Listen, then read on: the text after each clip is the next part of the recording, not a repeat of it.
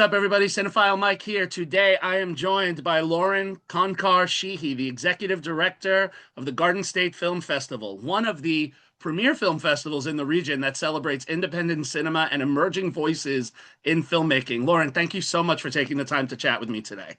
Thank you for having me. I'm excited to be here. So, the Garden State Film Festival has become a major event for filmmakers and audiences in the region. For someone discovering it for the first time, how would you describe what makes this festival unique? What makes the Garden State Film Festival unique is that we're known as a filmmakers festival.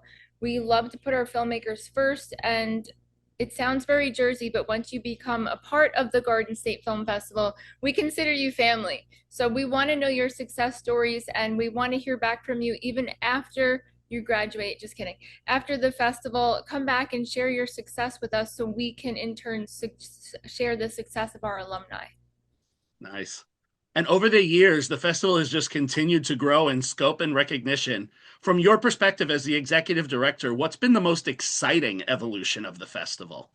The most exciting, I think, is that we present simultaneously in two different counties in New Jersey. So we're in Monmouth County, New Jersey, and Asbury Park and the surrounding area, but we're also in Cranford, New Jersey, in Union County. So that was a pretty big deal when we added that about 5 years ago. And it's really wonderful because for our filmmakers who might be in that area or region, or ones that want to take the train from New York or wherever they're coming, it's a really beautiful theater, and we're really proud to be um, just supporting Doreen, who is a woman-owned business, and not only that, but a small downtown theater in Cranford. It's the heart of the downtown, and it's a really wonderful, it's a special place. So go to Cranford Theater, search it for Cranford, and you're going to want to go to all of their family events and all of their screenings. And now let's talk about the lineup. When you're building a festival lineup, right, you always have to come up with that careful balance between features, shorts, documentaries, all these different genres. Can you talk a little bit how you work with the team to curate a program that feels both diverse and cohesive? Yeah, my joke is that, like in Homeland, when she has the yarn on the wall, figuring everything out, it's a lot like that because it's also a math thing. So we have many different features versus shorts. Each year depends on the influx of the submissions that we have. But the features take up a lot of the time, and then we populate the shorts around. But sometimes there's just those films that every single person on the jury is like, oh my gosh, this is amazing. So it's a long list of that, and it is a battle going through and whittling down to the 205 to 250 films that we screen every year. But it's great. So we do get a lot of horror. We have all different genre. People are always surprised that we have horror. And commercials, trailers. We have high school films. Saturday and the Sunday of the film festival, we have high school films with Dr. David Stout, president of Brookdale Community College, is the host of those blocks. And this year, our field trip, we have an annual statewide field trip. It's going to be held at Brookdale Community College at the Collins Arena. And each year we like to explain different careers, exploring cinema careers. This year's about special effects makeup. So students will have the opportunity to come on stage and get, bruising and some mustache. And one is going to be a bullet hole Oh, with amazing. permission from the parent. Yeah. So, so festivals are, and I've been to a few, and I'm excited to be attending Garden State for the first time myself this year. So festivals are about as much, about the experience as much as they are about the films themselves. So what are you hoping that attendees take away after spending a few days immersed in your festival, in the Garden State Film Festival? I drank the Kool-Aid a long time ago, so my hope is that you do too. We have our same fans over and over, but it's really wonderful to get an influx of new people each year that just go, "Oh my gosh, that movie changed my life." I have goosebumps thinking about it. We always have some type of medical film that seriously changes and saves somebody's lives. We have so many different cultural components to the Garden State Film Festival, but this year we have 42 different film blocks. So what that means is you can go to all 42 screenings, but we have, over 45 different events.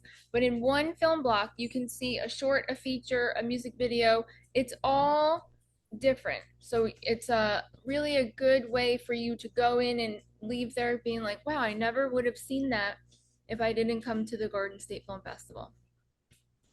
And building on that, like you just said, those moments, you want people to find those moments like, wow, that film really, stayed with me. Um, Thinking about, those unexpected discoveries and those memorable moments, is there anything from a past festival that really captured what the event is about? Any Oh gosh, special moment? there's so many. It really is like a lifetime in my mind of going through the years. That would be a great montage. There's so many things. Like in 2011, we had Under My Skin, which was about Lyme disease before people really knew about it and the illnesses like that. We had a great movie called Moldy the Movie from Dave Asprey about toxic waste exposure and mold illness that's like MS and it's like Lyme disease. But there's so many wonderful art films that you can just be like, wow, what a true independent film festival. And thank you so much for bringing this to light. Like our founder, Diane Raber, always says, we are like organic food to the food industry, to the film industry. So we love being able to bring that, no preservatives, and Love bring that. that right to you. And it's really great because when we were hybrid, we didn't geofence. So we did screen outside of the United States. And that was really important at that time and amazing. So we just really love sharing, the love of film and the importance of how film really changes lives. And as the festival continues to evolve, are there any goals or initiatives that you're really excited about for the future, if you're allowed to talk about them? Oh, yeah. So we have something called Cinema for the Ears. I have a blind and deaf dog with me right now. But Cinema for the Ears is great for everybody, but especially for those who have low and no vision. And on our listings at a glance, if you go to gsff.org and go to film info, download listings at a glance. That will give you the bird's eye view of seeing everything. And you'll be able to see in the symbol key, we identify every single film that does have subtitles, but we always have at least one film block that's all subtitles for those who need them. But we really just love thinking about what can we do next. We have a great category called Voices of Neurodiversity, and we have that's a vast category where we have high school students and beyond who submit to that category, and it's really wonderful to see what we're going to get each year. But we really just love listening to our fans and kind of incorporating what they would like, and then also forecasting the future. Like I like to future proof a little bit, especially since 2019 and on. It's been an interesting ride to figure out what's going to be the next thing that we need to do and bring to our community. Nice. And I love that you talked about, the high school films and that educational element and that piece. So here's the educational part of the interview that I love to do anytime I have a chance to chat with someone. Because there could be someone out there that watches this that's like, oh, executive directing a film festival. That sounds awesome. So, to do a job like this, it really involves balancing creative vision with logistics and leadership. So, what is one best practice that you've learned along the way that you take with you every year? And what's one learning curve that you've Ooh, encountered? a best practice. I think just being flexible, that's something that is really important. But also, I have a production brain.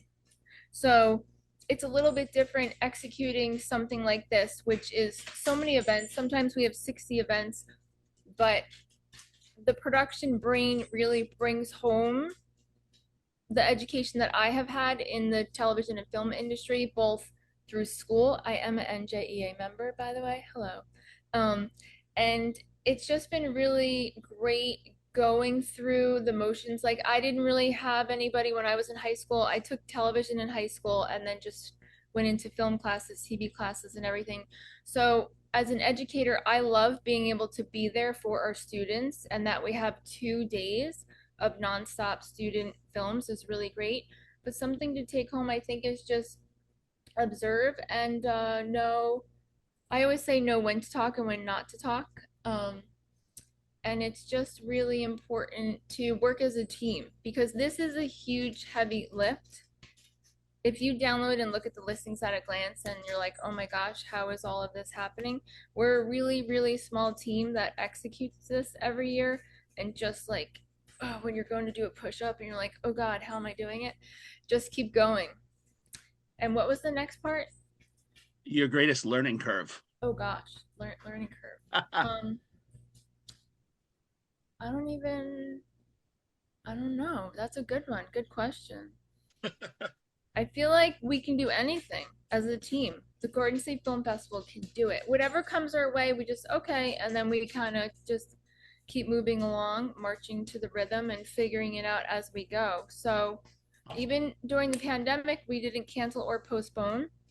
So that I guess could have been a big one, but with the production mind, we just thought this is how we're going to execute it. There was no way that we were going to cancel or postpone, and we were the only festival in the world to execute on time and not be late. And actually, we have an obligation to our filmmakers, fans, and sponsors, so we were able to execute everything, and it was really cool. It was a wonderful experience. So, I mean, there's definitely learning curve. I guess just the timing of everything. It's a lot to have so many events, knowing as an editor the total runtime of everything, and then to have it all be perfect. It's live events. Something's always going to come up, but it's just that Yep. plan B, plan C, plan blah, blah, blah, all the way up to W, plan W. And one last question. Soundbite moment. For someone considering attending the Garden State Film Festival for the first time, what would you say to them to encourage them to come and experience it? You definitely want to come for the Friday night gala. Even people that aren't interested in whatever film's playing, they want to come for the party. So if you're looking to just see what we're about, you want to feel the energy in the room, especially for the Friday night gala, go to gsff.org and get your tickets today. Panda agrees. You definitely want to be there for Friday night. And Thursday night is Meet the Filmmakers, so it's a little more low key. Everybody has an opportunity to talk to each other, but the red carpet night for Friday is a whole experience in itself that you have to live through it. Saturday and Sunday, it's fun mayhem all over because we have the films in Asbury Park and also Cranford. And we also provide the jitney. It's a ADA compliant bus that goes around Asbury Park to bring everybody to the venues. And then we top it all off on Sunday with a black tie optional awards dinner. Much like a wedding, there's a cocktail hour and then a seated dinner. And that is where everybody learns who is going home with an award. Well, Lauren, I am very excited to be coming this year for the first time. Thank you so much for taking the time to speak with me and for everything that you and your team do to support filmmakers and bring audiences together through cinema. It's so important. The Garden State Film Festival is taking place right here, my East Coasters in New Jersey, showcasing a wide range independent films, documentaries, shorts, trailers, music videos from all over. Be sure to check out the official website for the lineup, the schedule, tickets information. We'll have all those links in the descriptor notes. Lauren, thank you again. And as always, folks, remember, take a break and watch something new.